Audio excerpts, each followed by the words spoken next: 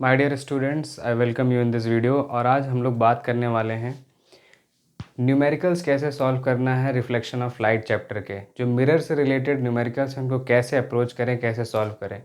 उसके लिए मैंने एक न्यूमेरिकल लिया हुआ है जिसको हम लोग सॉल्व करेंगे और आपको सारी बातें समझ में आ जाएंगी। लेकिन उससे पहले मैं आपको कुछ बातें बताना चाहता हूँ जो कि रिलेटेड है कि कैसे आपको समझना है किसी भी चीज़ के बारे में।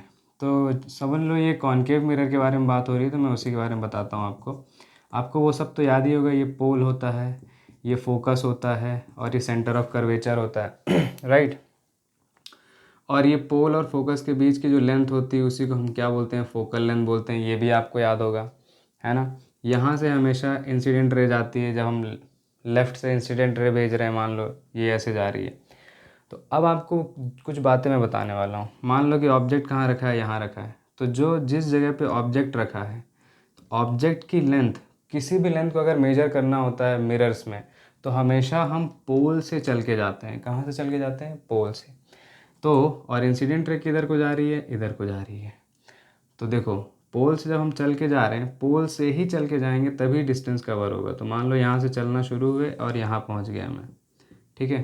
तो देखो, इंसिडेंट रे की डायरेक्शन उधर को है और इसकी देखो, जहाँ पर आपका ये ऑब्जेक्ट बैठा है उसकी डायरेक्शन अगर देखा जाए तो इधर को हम चल के डिस्टेंस नापने आ रहे हैं ना, तो ऑपोजिट डायरेक्शन एक दूसरे की। तो ये क्या होगा, पहले तो ये समझो कि इसकी डिस्टेंस को बोलते क्या हैं। तो the distance of object from the pole is denoted by u, ठीक है, इज़ डिनोटेड बाय यू। अब देखो, इंसिडेंट रे से इसको नापने की डायरेक्शन ऑपोजिट है, तो जब ऑपोजिट होती है तो उसको हम क्या लेते हैं, माइनस। और ये हमेशा माइनस ही होता है क्योंकि हम हमेशा क्या है, ऑपोजिट साइड पे ही अपने ऑब्जेक्ट को रखते हैं इन द कॉनकेव मिरर, ठीक है। आगे देखो, ये समझना है कि माइनस साइन क्यों आ रहा है। अभी मैं हटा दे रहा हूँ, बस माइनस साइन क्यों आ रहा है ये समझना है, क्योंकि ये दोनों क्या है, एक दूसरे के ऑपोजिट डायरेक्शन में। आगे देखो, जहाँ इमेज बन रही है, तो समझ लो जब ऑब्जेक्ट हमारा बियॉन्ड द कर्वेचर होता था तो हमारी इमेज कहाँ बनती थी, यहाँ बनती थी। तो मान लो कि ये हमारी इमेज बन रही है, तो हमें जब भी डिस्टेंस नापने जाना है तो किधर से आना है, पोल से आना है। तो ये लोग पोल से हम लोग इधर आ रहे हैं, तो हमारी डायरेक्शन क्या है, ये, राइट। तो इंसिडेंट रे की डायरेक्शन उधर को है और इसकी इधर को है। और उसको the distance between pole and image is v. उसको हम लोग वी से डिनोट करते हैं। किससे? वी से ठीक है, इतनी बात समझ में आ गई आपको।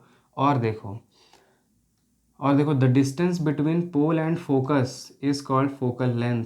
तो ये क्या है, ये भी, इसकी भी डायरेक्शन देखो ऑपोजिट है। तो अब अगर इस चीज़ से मैं कंक्लूजन निकालने की कोशिश करूँ तो देखो, कॉनकेव मिरर में जो फोकस होता है वो क्या, हम हमेशा क्या लेंगे, नेगेटिव।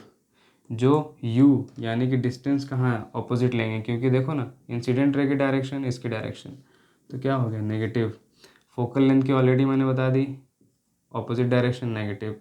v यानी कि कितनी दूरी पे इमेज बनी, वो भी क्या है, नेगेटिव, राइट। तो ये चीज़ें हमें समझना बहुत ज़रूरी है, तभी हम लोग सॉल्यूशन को कर पाएंगे। अब देखो, अब मैं ये क्वेश्चन पढ़ रहा हूँ, ठीक है। अच्छा, एक और चीज़ याद रखो जब ऑब्जेक्ट खड़ा होगा यानी कि ये प्रिंसिपल एक्सिस से ऊपर होगा तो उसकी साइज़ हमेशा क्या, पॉजिटिव मिलेंगे। तो उसको हम बोलते क्या हैं, उसको हम लोग HO बोलते हैं, हाइट ऑफ ऑब्जेक्ट। और हाइट ऑफ इमेज को क्या बोलते हैं, HE। ये रही ना इमेज, ये इमेज है, तो इसकी इमेज, इसकी हाइट को क्या बोलते हैं, कहाँ लिखूँ, HE बोलते हैं। और जो भी चीज़ प्रिंसिपल एक्सिस से नीचे आएगी, नीचे की तरफ, और देखो इन्वर्टेड भी तो है, तो वहाँ पे हम लोग इमेज को क्या ले लेते हैं, माइनस में, ठीक है, माइनस में ले लेते हैं। इस बात को याद रखना है अब देखिए, हम लोग इसको पढ़ने वाले हैं। An object of size object की साइज़ कितनी है, 7 सेंटीमीटर। तो सॉल्यूशन में हम लोग पहले लिखेंगे given an object of size 7 centimetre. Object of size यानी कि ऑब्जेक्ट की हाइट बता रहा है। तो हाइट ऑफ ऑब्जेक्ट कितना है, 7 सेंटीमीटर। क्या ये प्लस होगा या माइनस? प्लस होगा, क्योंकि एक्सिस से ऊपर है, तो ये plus. Placed at 25 centimetre in front of the concave mirror. ये कॉनकेव मिरर है और इन फ्रंट में ही तो है, फ्रंट में क्या प्लेस है, ऑब्जेक्ट, ऑब्जेक्ट को 25 सेंटीमीटर के सामने किया, तो ये रहा ऑब्जेक्ट, ऑब्जेक्ट को किस चीज़ से दिखाते हैं, यू से, यू। अब देखो object in front of the mirror रखा है और उधर जा रही है, तो ये क्या होगा, नेगेटिव, कितना, 25 सेंटीमीटर। हर एक बात को अच्छे से समझना, क्योंकि इंसिडेंट रे उधर को जा रही है और हम लोग जो डिस्टेंस काउंट करने आ रहे हैं इधर को आ रहे हैं, दोनों एक दूसरे के ऑपोजिट हैं, इसलिए माइनस साइन आया। फिर of focal length 15 centimetre, concave mirror of focal length 15 centimetre, तो जो कॉनकेव मिरर है उसकी जो फोकल लेंथ है वो कितनी, 15 सेंटीमीटर। तो कॉनकेव मिरर की फोकल लेंथ देखो हमेशा क्या होगी, हमेशा क्या होगी, नेगेटिव होगी। ये देखो नेगेटिव, तो माइनस 15 सेंटीमीटर हम लोग बोलेंगे, ठीक है। अब आगे देखो क्या बोल रहा है, at what distance from the mirror should a screen be placed, screen कितने दूरी पे हमें प्लेस करना चाहिए, रखना चाहिए, so that we can get a sharp and clear image, ताकि हमें एकदम क्लियर इमेज आए, and find the nature and size of the image. तो क्लियर इमेज आए, इमेज आए, इमेज की बात हो रही है ना, तो स्क्रीन मान लो यही है, जहाँ इमेज जिस चीज़ पे बनती है वो स्क्रीन पे बनती है, तो स्क्रीन, रियल इमेज जो है स्क्रीन पे बनती है, तो स्क्रीन कितनी दूर पे रखा जाए, यानी कि हमें क्या पता करना है, वी पता करना है। और ये भी हमें पता है कि जब वी का आंसर आएगा तो माइनस में आना चाहिए, तभी हमें पता चलेगा कि ये in front of the mirror बनी है इमेज, राइट। और देखो, तो यहाँ से हमें ये पता करना था कि एट वॉट डिस्टेंस, ठीक है, वी। अब आगे क्या दिया, फाइंड नेचर, नेचर भी पता करना है, and size of the image, यानी कि HI भी पता करना है, साइज ऑफ द इमेज, ठीक है। तो देखो इसको पता करने का क्या तरीका है, इतना लिखने के बाद अब आप कुछ मत करो, सिर्फ दिमाग में थोड़ा सा जोर डालो और याद करो कि इससे रिलेटेड हमने क्या क्या फार्मूले किए थे, ठीक है, हमने क्या क्या फार्मूले किए थे। तो मैं यहाँ लिख देता हूँ फार्मूले। तो फार्मूले में हमने 3 ही फार्मूले पढ़े हैं सिर्फ, 1/f = 1/v + 1/u, ठीक है। और एक फार्मूला है मैग्नीफिकेशन से रिलेटेड, -v/u, एक और है m = HI/HO। अब इन सबको देखो और सोचो कि किन चीज़ों से हम क्या क्या फाइंड कर सकते हैं। मुझे v निकालना है, HI निकालना है, ठीक है। तो अब देखो u दिया है, f दिया है, v निकालना है, अरे ये क्या, ये तो इस वाले फार्मूले से हो जाएगा काम। तो चलो चलो स्टार्ट करते हैं, ठीक है। यहाँ से स्टार्ट कर रहे हैं पहले के लिए, मान लो तो मैंने क्या फार्मूला लिखा है, n/1/f = 1/v + 1/u, ठीक। अब देखो आगे 1/f की जगह क्या लिखना है, 1/15 माइनस के साथ। जिसको भी कैलकुलेशन में दिक्कत होगी तो कैलकुलेशन पार्ट 2 एंड पार्ट 1 ज़रूर देख लेना, फिर जो कि ऑलरेडी वीडियो मैंने अपलोड कर दी है। फिर देखो v तो मुझे पता ही करना है, तो v को v रहने दो, प्लस u कितना है, u है -25, ठीक। अब देखिए अब क्या कर सकते हैं हम लोग, देखिए इसको मैं ऐसे लिख सकता हूँ 1/15, हाँ सर बिल्कुल, इसको हम लोग ऐसे लिख सकते हैं, और इसको माइनस को निकालेंगे तो 1/25। जिसको भी प्रॉब्लम आ रही है मैं बोल रहा हूँ कैलकुलेशन की वीडियो ज़रूर देख लो, तो कभी प्रॉब्लम नहीं आएगी। फिर देखिए अब इसको हम क्या कर सकते हैं, 1/v निकालना है ना, तो उसको अकेला छोड़ दो, ठीक है। इसको यहाँ से भगाना है, तो पहले ये क्या है ना, ये 1/15 लिखा है, ये माइनस उधर जाएगा तो प्लस में आएगा, तो 1/25, ठीक।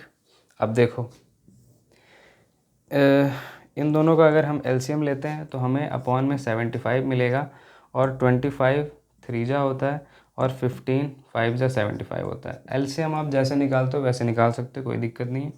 1/v, अब देखो ये कितना आएगा, -+3 -2 -5, तो -2 आ जाएगा, अपॉन में 75 = 1/v आ गया, ठीक। तो v देखो v कितना है, अब इसको क्रॉस मल्टीप्लाई कर दो तो v आ जाएगा आपका -75/2 सेंटीमीटर्स। मैंने क्या बताया था स्टार्टिंग में, जो v आएगा वो माइनस आना चाहिए, क्यों आना चाहिए, क्योंकि देखो ये ऑपोजिट डायरेक्शन में हम लोग जब डिस्टेंस काउंट करने जाएंगे, मतलब माइनस में आ रहा है, मतलब हमारा आंसर सही है। ऐसे भी आप सही का पता लगा सकते हो। अब आते हैं हम लोग स्टेप नंबर 2 में। तो v तो मुझे पता चल चुका है। अब हाइट ऑफ इमेज पता लगाना है। तो देखो यहाँ पे एक और फार्मूले पे नज़र डालो। मुझे हाइट ऑफ इमेज पता लगाना है और हाइट ऑफ ऑब्जेक्ट ऑलरेडी दिया हुआ है। अब m पता चल जाए तो क्रॉस मल्टीप्लाई करके आंसर निकल जाएगा, लेकिन m तो दिया ही नहीं है। लेकिन थोड़ा ऊपर देखो, m का एक और फार्मूला है जिसमें लिखा है -v/u।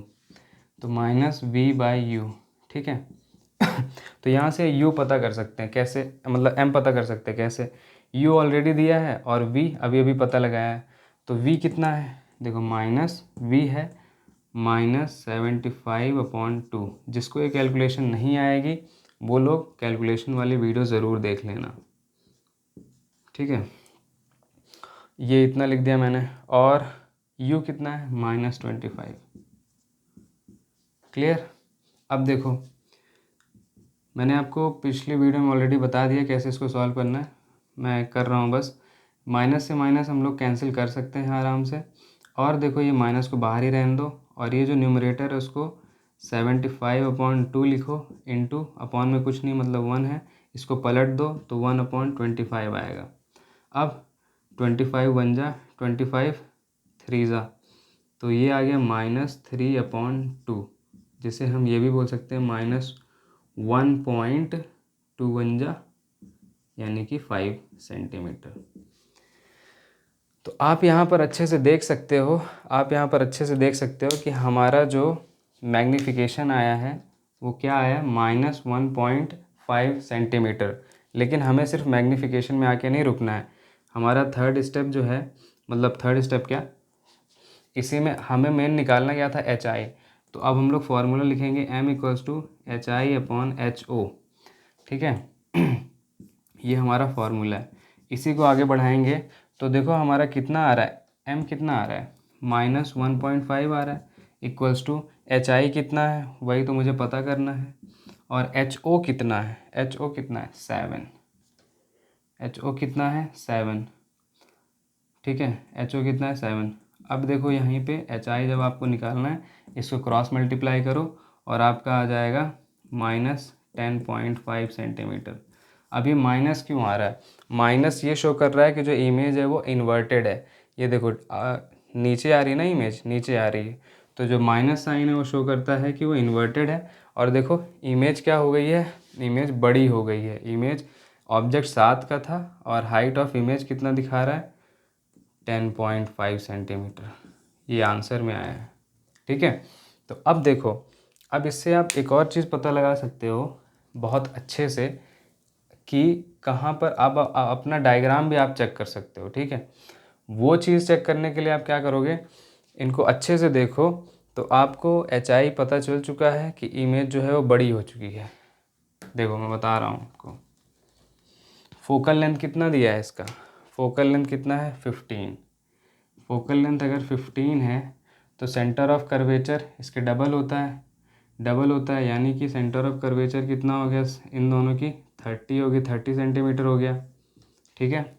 और देखो हमने ऑब्जेक्ट कहाँ रखा है 25 पे, तो 25 15 और 30 के बीच में आता है ना, तो ये रहा हमारा मान लो ऑब्जेक्ट।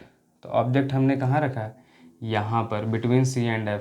अब कंडीशन याद करो रे डायग्राम की, अगर object between C and F है तो हमारी इमेज कहाँ बनती थी, हमारी इमेज बनती थी बियॉन्ड सेंटर ऑफ कर्वेचर हमारी इमेज बनती थी, राइट। हमारी इमेज कहाँ बनती थी, बियॉन्ड कर्वेचर। तो अब देखिए जब बियॉन्ड कर्वेचर बनती थी तो हमारे इमेज जो है वो एनलार्ज्ड होती थी। तो 7 सेंटीमीटर की चीज़ अब कितनी, इमेज कितनी दिख रही है उसकी 10.5 सेंटीमीटर, यानी कि इमेज जो है वो बड़ी हो चुकी है। और इमेज कहाँ बन रही है, ये देखो ये रही हमारी नई इमेज जो है, राइट। हमारी इमेज कहाँ बन रही है, यहाँ, ये। और क्योंकि ये डाउनवर्ड है यानी कि इन्वर्टेड है, इसीलिए वो माइनस साइन यहाँ पे आ रहा था। तो माइनस साइन क्या डिनोट कर रहा है कि चीज़ इन्वर्टेड है। अब देखो आपका पूरा एवरीथिंग इज़ क्लियर नाउ, पूरा वो रे डायग्राम पूरा आपका कंक्लूजन आ गया। तो इस तरह से स्टेप्स को फॉलो करो, पहले गिवन लिखो और उसके बाद सारे फार्मूले लिख लो। उन फार्मूले को देखते देखते आपको खुद ही आंसर आना शुरू हो जाएगा। So thank you very much for attending the class, और इसको अच्छे से करना प्लीज़। Thank you.